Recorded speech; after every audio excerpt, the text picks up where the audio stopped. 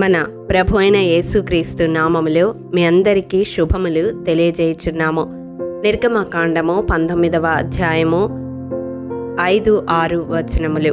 కాగా మీరు నా మాట శ్రద్ధగా విని నా నిబంధనను అనుసరించి నడిచిన ఎడల మీరు సమస్త దేశ జనులలో నాకు స్వకీయ సంపాద్యమగుదురు. సమస్త భూమియు నాదే కదా. మీరు నాకు యాజక రూపకమైన రాజ్యముగాను పరిశుద్ధమైన జనముగాను ఉందురని చెప్పుము.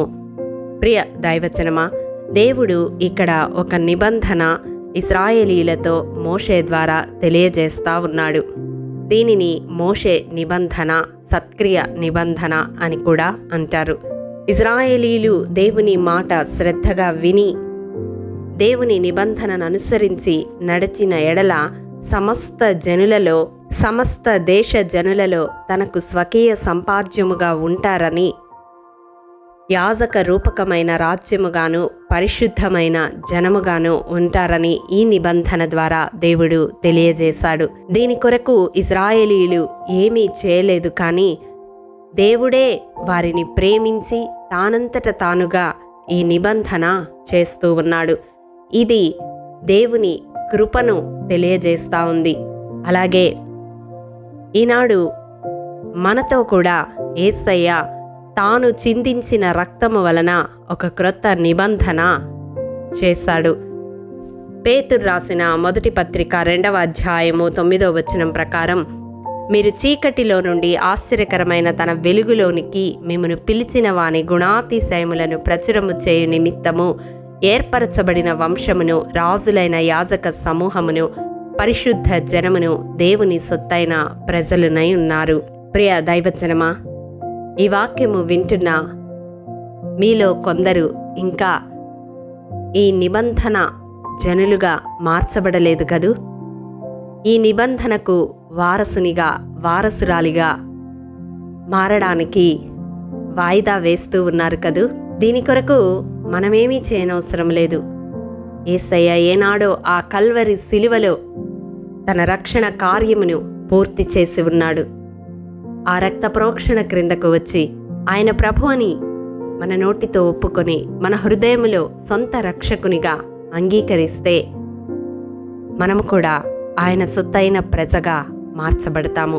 ప్రియ సహోదరుడా, సహోదరి, ఈ అంత్య దినాల్లో, అపాయకరమైన కాలాల్లో, ఎప్పుడు ఏమి సంభవిస్తుందో ఎరుగని దినాల్లో మనం ఉంటూ ఉన్నాము.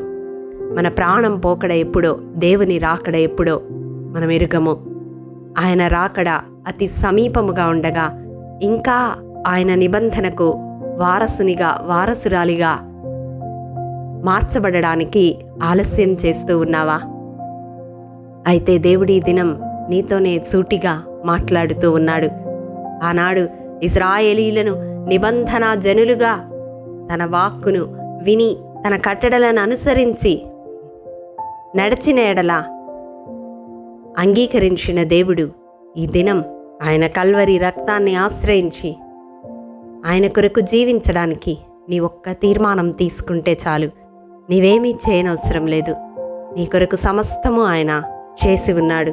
నీ పాప శాపములకు ఆ సిలువలో తన ప్రాణాన్నే బలిగా అర్పించి వెలగా చెల్లించి ఉన్నాడు. నిన్ను విడిపించాడు. నీవొప్పుకుంటే చాలు. ప్రియ సహోదరుడా, సహోదరి, ఇదే అనుకూల సమయం, ఇదే రక్షణ దినం. దేవుడు మాట్లాడుతూ నీ హృదయాన్ని సంధిస్తూ ఉండగా ఇంకా కఠినపరచుకొనకుండా ఆ నిబంధనలోనికి రాగలవా?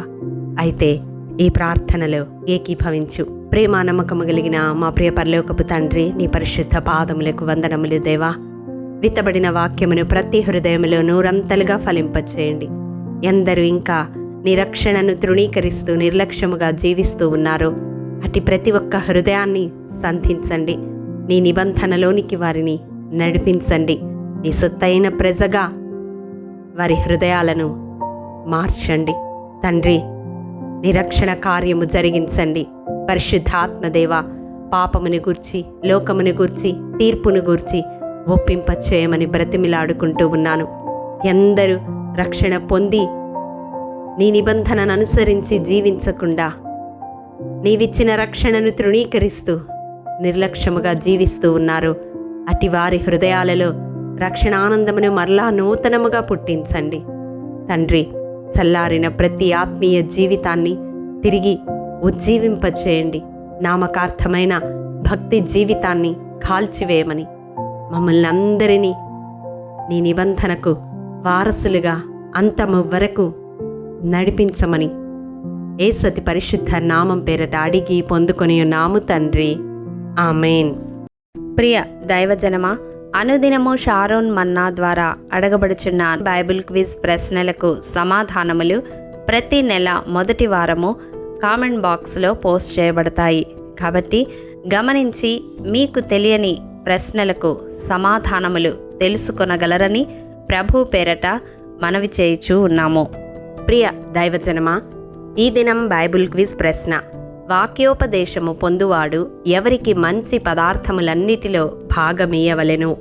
ప్రియ దైవజనమా, ఈ దినము జన్మదినము, వివాహ దినము జరుపుకుంటున్న వారికి షారోన్ గ్రూప్ తరపున హృదయపూర్వక శుభాకాంక్షలు తెలియజేయుచూ ఉన్నాము. దేవుడు శ్రేయస్కరమైన ఆశీర్వాదములతో ఈ సంవత్సరాది నుండి సంవత్సరాంతము వరకు మిమ్ములను నింపాలని ప్రార్థిస్తూ ఉన్నాము. ఆమేన్.